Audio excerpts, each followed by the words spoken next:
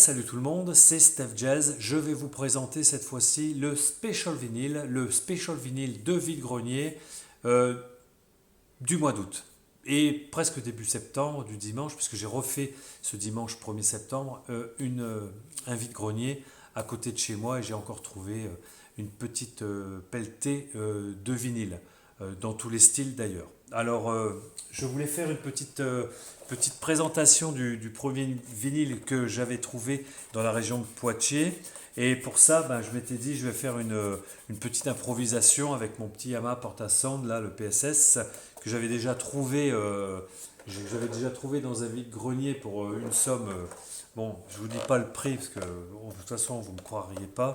Il est nickel et je l'avais trouvé donc pour une somme, mais vous ne me croiriez pas. Et il est nickel, mais non, mais là c'est bon. Alors donc, allez, c'est parti. Alors je vais essayer de vous faire découvrir ce morceau de cet auteur-compositeur-interprète seul sur son lit a composé un morceau de 25 minutes en 1972 ou 1973. Bon là j'ai rien à vous faire gagner, hein, je ne fais pas des concours. Allez, c'est parti.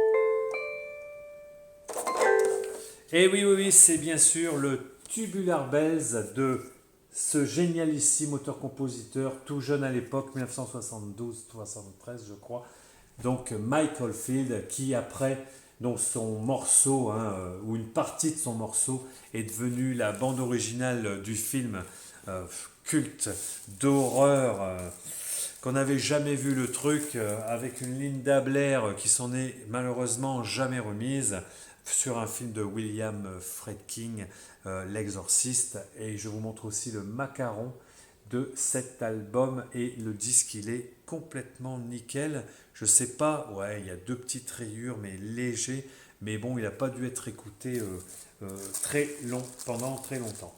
Alors ben c'est bien que je l'ai récupéré pour la collection. Alors le deuxième album, j'y vais délicatement. Excusez-moi si j'ai fait des, hein, c'est un peu l'émotion d'être avec vous ce soir. Dire Straits, communiqué, on ne le présente pas. Super album, hein, dans les premiers, avec voilà, Mark Knopfler, son frère et une bonne équipe. Donc c'était du bonheur. C'est du bonheur d'écouter ça. Once Upon a Time in the West, par exemple, c'est un superbe bon titre. Alors, ici, nous avons le Ted Nugent Weekend Warriors. Alors voilà, donc je ne vous présente pas non plus ce guitariste virtuose des années 70, 80, 1978. Cet album-là, bon, il est super, il est un rock hard péchu. Voilà, avec, je vous montre la pochette intérieure. Voilà, donc ces concerts, hein, vous voyez les murs d'ampli, je crois que c'est du Fender, je ne suis pas sûr, mais enfin, voilà, murs d'ampli, Fender ou Marshall, bon, on s'en fout d'ailleurs. Voilà, avec quelques photos, je ne sais pas si on les verra bien, voilà, quelques photos extraites de sa vie privée. Mais c'est malheureux parce que Ted Nugent, ben, je crois de mémoire qu'il avait vite pris la grosse boule, hein, la grosse tête. Et il était, je crois, assez exécrable. Enfin, c'est ce que j'ai dû lire dans une revue. Et c'est dommage pour lui parce qu'il avait un bon. Il a toujours, hein, je pense qu'il joue encore, je n'en sais rien. Mais je ne l'ai pas revu depuis un petit moment, hein, depuis ces années-là, hein, 78-80. Voilà. Ted Nugent, super guitariste, un très bon groupe de rock. J'ai trouvé aussi dans les vides-greniers sur Poitiers ce Genesis A Trick of the Tail 1977 de mémoire, avec un beau gatefold où on a les paroles, les titres. Et à partir de cet album, j'ai commencé à bien aimer le Genesis, hein. Moi je suis quand même assez rock progressif, mais pas trop progressif qui part trop dans des délires synthétiques, etc. Bon, il faut quand même écouter, faut de la guitare, de la batterie, il faut quand même que ça sonne un peu rock, ward. Et là, le premier titre est super, Dance on a Volcano. Il est vraiment, vraiment très bon. Alors je ne sais pas faire encore des petites vignettes musicales, et d'ailleurs je ne sais pas si YouTube le permet. Enfin, vous me direz dans les commentaires si on peut mettre des extraits, mais j'aimerais bien de temps en temps mettre un extrait de quelque chose que j'aime bien. Voilà, donc je ne sais pas si YouTube le permet. Pour l'instant, je ne fais pas. La BO que j'ai trouvé, la BO de ce film extraordinaire, alors bon, on aime ou pas, toujours pareil, c'est le film culte de Stanley Kubrick, Orange Mécanique de 1900, que je dise pas de bêtises, 1972, voilà, de Stanley Kubrick, avec un Malcolm McDowell au mieux de sa forme, acteur qui après, malheureusement, je dirais, même s'il a fait deux, trois autres films encore après, bon, il n'y a que celui-ci pratiquement qu'on retient de lui. Alors bon, si j'ai raté un de ses films dans sa filmo, désolé. Mais voilà, Orange Mécanique en super état. Franchement, toujours pour des petits prix sur des... C'est des particuliers hein, qui vendaient ces vinyles et je suis tombé au bon moment. Ils n'avaient pas été récupérés par comment on dit, les ratisseurs, hein, voilà, peut-être, je ne sais pas, des professionnels qui passent avant tout le monde, ou je ne sais pas. Enfin bref, là, j'ai eu de la chance sur ces quelques vides-greniers. Peut-être que je me suis levé un peu plus tôt, ou eux, ils ne se sont pas levés, ou ils sont sur un autre vide-grenier, mais bon, j'ai trouvé mon bonheur. Alors, Paul McCartney and the Wings, voilà, bon. Je l'ai écouté, hein, j'en ai écouté deux trois là, j'ai pas eu le temps, j'ai repris le boulot un peu comme tout le monde dès lundi. Voilà, Red Rose Speedway. Alors bon, la photo, la pochette est super jolie, je trouve. On a un Gatefold avec un petit album. Alors, est-ce que je peux vous le montrer? Pas facile. Voilà, à l'intérieur, bon, vous connaissez sûrement cet album, il a peut-être été déjà présenté sur d'autres chaînes, voilà.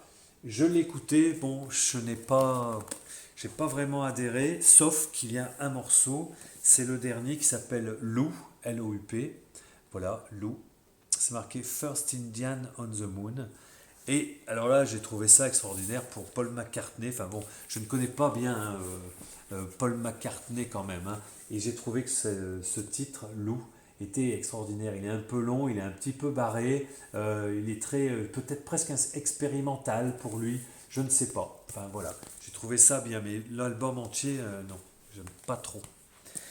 Pourtant, Wings, j'aime bien sur d'autres albums, mais bon, celui-ci.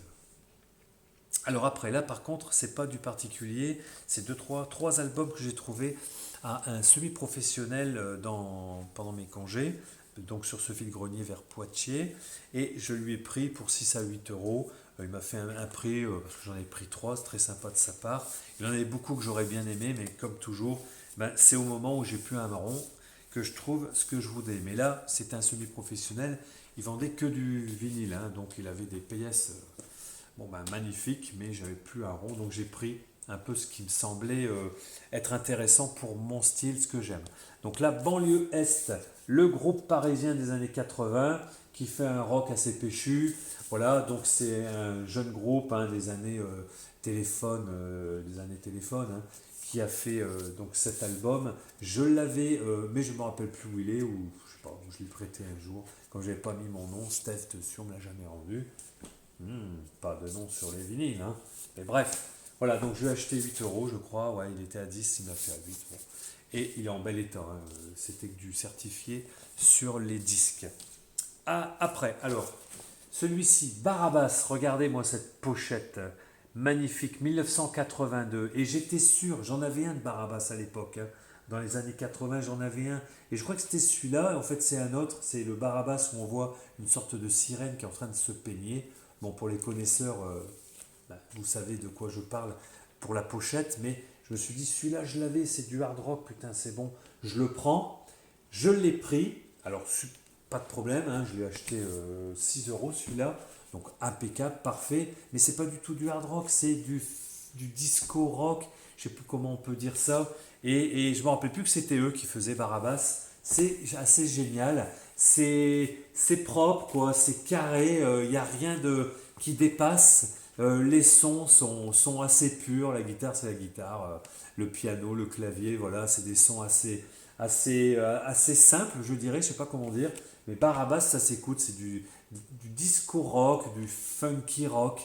Très très bon. Alors, Fabef, si tu m'écoutes, Barabbas, c'est sympa. Alors c'est pas non plus les Jackson et tout, hein, loin de là, mais c'est super. Ceux qui connaissent pas devraient s'y intéresser à ce groupe. Ils ont dû faire deux trois albums, hein, pas plus. Puis, alors là j'étais sûr de mon coup, hein. Gillian, bon les vendeurs ils savaient pas qui c'était, hein. Donc ah bon, qui c'est et tout. Je dis Gillian, Yann Gillian, Yann Gillian, non Yann Gillian. Oui, ben, c'est le chanteur, c'est le groupe du chanteur, c'est lui qui a fait ce groupe-là, Deep Purple. Hein, Yann Gillian, le chanteur de Deep Purple. Magic. Donc quand je l'ai vu tout de suite, je suis tombé dessus, j'ai dit oh putain, je le prends, il était à 9 euros. Donc déjà, ils avaient regardé combien ça pouvait valoir sur une cote moyenne, et ils m'ont fait à 6, parce qu'ils ne savaient pas, ils m'ont dit bah, écoutez, si vous intéresse, on peut vous faire ces trois-là. Voilà, Yann Gillian, Magic. Sa voix, bon, ben, elle est reconnaissable, hein, parmi toutes les autres, hein.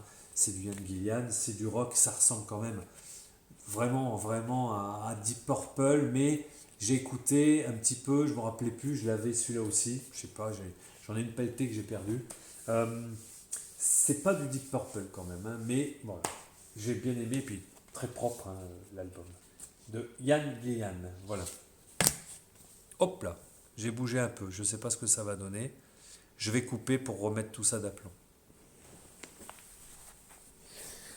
Donc voilà, ça devrait être bon. Alors, désolé, j'ai cuté, mais bon, en général, je ne fais pas de cut. Alors, ici, où j'en fais très peu. Voilà, bon, rien à voir avec Yann Gillian. Ça, c'est... Ah là là là là là là, mais comme elle était belle, Joël, comme elle était belle. On a tous rêvé d'elle. Voilà, j'ai trouvé le 33 tours du groupe Il était une fois, donc rien à voir, hein. Mais vraiment, c'est super, très bon état. Aussi chez un particulier, il y avait, donc, comme je dis souvent, du Verschuren, du Jean Reno, voilà, et puis tout d'un coup, paf, on se prend du... Non, pas du Jean Reno, du Fernand Reno, pardon. Et donc j'ai encore rêvé d'elle, il était une fois, l'album 33 tours. Bon, ce titre-là, je vais me faire un plaisir d'écouter les autres, parce que j'ai plus de souvenirs sur les autres titres. On connaît en général que j'ai encore rêvé d'elle avec le batteur, hein, le voilà, hein, ici, qui chante avec elle en duo. J'ai encore rêvé d'elle. Voilà. Bon, c'est ma petite contribution. Et là, tout d'un coup, on part sur du rock un peu punky allemand. Ben, Nina Hagen. Nina Hagen, que j'ai bien aimé les deux premiers albums, donc celui-là et puis Africa. Voilà, donc je l'ai trouvé aussi. Il est en bon état. Donc là, Nina Hagen, hein, je vous conseille d'écouter sa musique, hein, sur les deux premiers albums ou les trois premiers. Voilà, bon, après, je ne les connais pas plus que ça, mais là, c'est pas mal du tout. Ici, la bande originale, hop, vous voyez, ils sont pas encore réparés ni en état, mais bon, les disques bande BO elles sont propres, hein, les disques assez propres, on va dire. Mais bon, les pochettes, elles ont un peu pris. C'est donc la BO en un double album de la musique d'Ennio Morricone, hein, voilà. Bon, je vais le laisser de côté, celui-là, il est quand même en train de partir en vrille. Alors, ici, donc ça, alors celui-ci, c'est la farfouille du 1er septembre, c'est un petit peu un mélange. Alors, je ne connais pas, mais quand j'ai vu un bel album comme ça, alors, alors je ne connais pas du tout, hein. C'est du reggae Mahavishnu, je ne sais pas. C'est Dazanu Daza. Je vous montre les artistes, hein, le groupe. Vous voyez, vous avez autant je dirais hindous, je ne sais pas trop. Enfin voilà, vous avez, voilà, c'est Ras Mandal Reggae. Je me suis dit que ça, c'était peut-être une petite pépite à récupérer. Alors celui-ci, je l'ai récupéré donc avant-hier, enfin dimanche là, et ce vendeur, il n'y avait personne. Par contre, le vendeur d'à côté, il y avait 4-5 personnes qui s'acharnaient sur du vinyle. C'était un monsieur qui était en camionnette, enfin bref, et il avait du vinyle, des pelletés de 45 tours, et il y avait déjà 3-4 personnes qui étaient dessus, voilà, bon, enfin bref, et juste à côté de lui, mais vraiment à 2 mètres, hein, il y avait ce monsieur qui attendait que les gens viennent le voir, et il avait un petit bac de disques à côté d'eux. Alors je sais pas s'il avait déjà regardé avant, hein, je sais pas, mais là ils étaient tous bloqués sur le monsieur avec sa camionnette pleine de 45 tours et tout. Et là, ben, moi dans ce bac-là, j'ai trouvé celui-ci. Je me suis dit, tiens, il a vendu 2 euros. Je lui ai pris. Il est comme neuf, vraiment, on dirait qu'il sort de la presse. Mais je ne connais pas, je ne sais pas ce que c'est, je regarderai sur le net un peu tout ça. Puis, alors, puis. Voilà, sur un autre vendeur, un particulier, le Toltok, hein, It's My Life. Bon, voilà, bon, il y a des chiffres, il y a des autocollants, mais l'album est assez propre.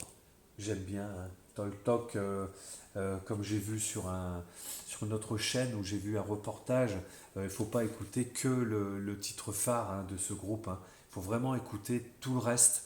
Et apparemment, c'est terrible, hein, ce qu'il faisait. Donc je vais écouter, parce que je vous avoue que je connais que les 2 titres qui sont sortis mondialement, de It's a Shame, etc.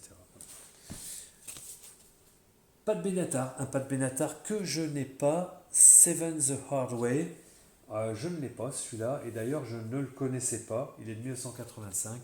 Moi je connais que les 2 premiers albums de Pat Benatar, hein, on va dire les plus connus. Donc celui-ci il est sorti sûrement après, je l'avais déjà pas oublié, mais j'étais sur autre chose. Et il est nickel, hein. Nickel, le disque. Bon, je n'arriverai pas à le remettre, si c'est bon. Alors là, c'est une jeunesse, toute ma jeunesse entre Trust, téléphone et Star Shooter, voilà. Star Shooter, c'est pas le premier album, celle-ci, ça va être le 2e album. Donc vous me reprenez, hein, si je dis des bêtises, hein, parce que moi c'est tout par mémoire, hein, que je travaille, hein. Je ne regarde pas avant pour vous dire ce que je ressens, hein.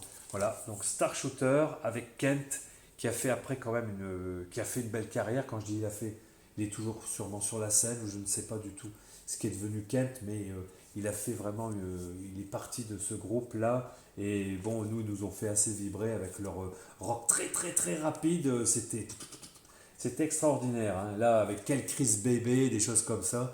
Le premier album, là, c'est Ma vie c'est du cinéma, Locum Scandale, Conga c'est Maracas, Mon Speed c'est l'amour. Là, c'était déjà un petit peu assagi, et puis ils commençaient à trouver leur musique, une musique qui était plus écoutable pour, je dirais, un grand public, enfin un grand public de rockers ou de. Mais voilà. Donc Star Shooter, je suis bien content celui-ci de l'avoir trouvé, parce que ceux-là, bon, on les trouve plus du tout facilement, ni du tout, quoi. Il faut mettre quand même un certain prix. Voilà. On va changer un petit peu de registre. L'album qu'il faut avoir, que j'ai trouvé donc ce dimanche, Christophe, Les mots bleus. Je vous rappelle, et je ne m'en rappelais plus, que l'album a été composé en grande partie, voire tout, par Jean-Michel Jarre. Alors, Jean-Michel Jarre et Christophe, hein, bien entendu. Donc, auteur-compositeur, les deux, et interprète Christophe. Voilà, donc les mots bleus. Bon, il a un tanche, là, il a une tanche. Il a pris un pain, mais autrement, il est en bel état avec un beau fold. Voilà. Très bon Christophe sur cet album.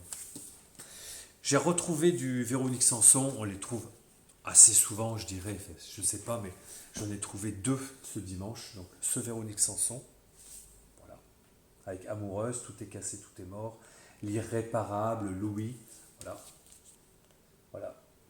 Cette jeunette Véronique Sanson, au mieux de sa forme, je dirais. Et j'ai trouvé dans le même bac de ces particuliers très sympathiques qui me les ont fait à 2 euros, je crois, le Véronique Sanson Hollywood, sa période où elle est bien partie par là-bas, Los Angeles, etc. Hein. Et elle composait déjà, voilà, je vous montre, très sympathique et en très bon état. Franchement, ils avaient des disques, mais malheureusement, ils n'ont pas toujours les styles qu'on aime. Et bon, heureusement, parce qu'autrement, bon, ça reviendrait une blinde, même s'ils sont déjà pas chers. Quand ils les vendent 2, 3 euros, 4 euros. Un bon petit Chris Rea quand il était jeune aussi. Je vous dirai tout de suite, je ne connais pas, excusez-moi, celui-ci, Deltix. Je ne connais pas ce Chris Rea, mais l'artiste, je le connais, j'aime bien ce guitariste. Hein. Il est très bon, hein. Il était très bon. Voilà. Je ne sais pas du tout ce qu'il devient non plus. Vous savez, ces anciens artistes, je dirais anciens artistes, j'aime pas le mot, j'ai pas trop de nouvelles, hein. Ils m'ont pas rappelé. Voilà. Une BO, tiens, pour changer. Très bon état aussi, Barry Lyndon, hein. Et ben c'est Stanley Kubrick, mais je l'ai pas trouvé sur le même étal, je dirais. Donc la musique de Barry Lyndon, le film avec Ryan O'Neal, voilà. Très bonne BO, un très bon disque, très propre. Bon, je ne vous montre pas tout parce qu'on ne va pas s'en sortir. Ici, alors ça plaira sûrement. Alors là, c'est un disque de. Je vous le dis tout de suite, hein, mon frère, il écoutait ça hein, à ces époques-là, les années 75 à peu près, 76. J'ai adoré ce Booker T and the Melting Pot and the MG's Melting Pot. Et cet album-là, bon, je pense que Fabef et d'autres, hein, bien évidemment, mais je pense à toi, Fab, parce que tu as présenté la bonne funk, comme tu dis, et cet album-là, je sais qu'il est extraordinaire. Hein. Je me suis réécouté le premier morceau, je me dis, ouais, c'est Booker T, c'est génial, c'est des musiciens extraordinaires, hein, sur un pressage Stax Records. Voilà, bon, après, je ne vais pas parler des pressages et tout, autrement, ça deviendrait très long. Hein. Je vous présente simplement ce que j'ai trouvé. Et celui-ci, ces deux-là, alors c'est un petit peu, bon, alors ça a l'air pas mal, le David Lee Roth, hein, l'ex-chanteur de Van Halen, celui-là je l'ai trouvé, vous voyez, c'est marqué 5 euros. J'ai trouvé dans une convention qui s'est passée la semaine dernière vers chez moi. C'était une convention du geek avec des jeux vidéo et tout, et puis il y avait 2-3 bacs de vinyle. Bon, ils n'avaient rien à faire là, et c'est là que j'ai trouvé donc, ce Booker T d'ailleurs, ce Booker T et David Lee Roth. Voilà, donc cet album, je ne le connais pas hein, quand il est seul, mais bon, je me dis, il a une voix de tueur, donc je vais le prendre pour 5 euros. Et pour finir, voilà, le Captain Fantastic de Elton John, un de ses meilleurs albums, je vous assure. Alors bon, on peut ne pas être d'accord avec moi, il n'y a aucun problème, mais je ne sais pas, mais cet album, il est extraordinaire dans les thèmes qu'il a choisis, dans la composition, dans la pochette. C'est assez complètement extraordinaire. Et vu que je voulais vous présenter, bon, alors un dessin que j'avais fait à l'époque, pas pour ni me vanter ni quoi que ce soit, c'est pas du tout mon but, mais en 1976, puisque j'avais encore la date, je vous le montrerai la prochaine fois. J'avais dessiné, mais je ne l'ai pas ici, je ne peux pas aller le chercher. J'avais dessiné, alors il est complet, tellement il m'avait marqué à l'époque cet album, et tellement ce petit artbook du disque m'avait plu, vous voyez, et je l'avais dessiné au crayon à papier. Je pense que je vous le mettrai en vignette, je pense, hein. Je vais faire comme ça si je peux, pour simplement vous montrer qu'à l'époque, j'étais taré sur la musique et le dessin et même le cinéma, bien évidemment. Mais franchement, j'essayais tout ça, hein, c'était super. Et cette pochette, on va dire, de book hein, qui est à l'intérieur, et tout simplement, l'artiste est tout simplement extraordinaire. Autant dans les dessins que dans l'album d'Elton John, qui est incroyable. Écoutez-le, Captain Fantastic, c'est magnifique à écouter. Après, je suis plus trop d'accord avec lui hein, quand il nous fait des romances, bon voilà. Mais Captain Fantastic, vous pouvez y aller, hein, c'est du bon, hein, c'est du très bon. Voilà. Le dernier, une erreur, j'ai acheté ce vinyle 10 euros, très bien, pas de problème. J'étais sûr de moi, je dis pas, en plus c'est un dollar, là vous voyez, à l'époque, c'est ce qui arrivait en container complet. J'ai acheté sur un stand vers Poitiers, donc hein, sur le vide-grenier du 15 août, à un revendeur professionnel. Il m'a dit qu'il était de Paris, qu'il venait en farfouille ici à Poitiers. Enfin, bref, très sympathique. Et je lui ai pris celui-là et je lui ai dit, mais c'est quoi ça? Je ne me rappelle plus, Invisible Man's Band.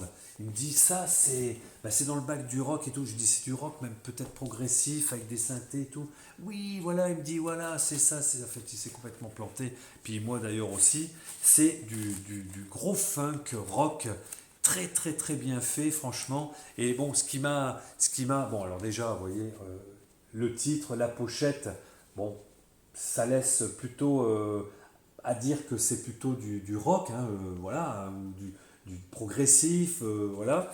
Et les titres aussi, il y a 3 titres sur la première face, il y a 3 titres sur la deuxième face. Quand j'ai regardé donc l'album à l'intérieur, bon, comme neuf, hein, la pochette, tout est d'origine. C'est des albums des années 75 quand même, hein.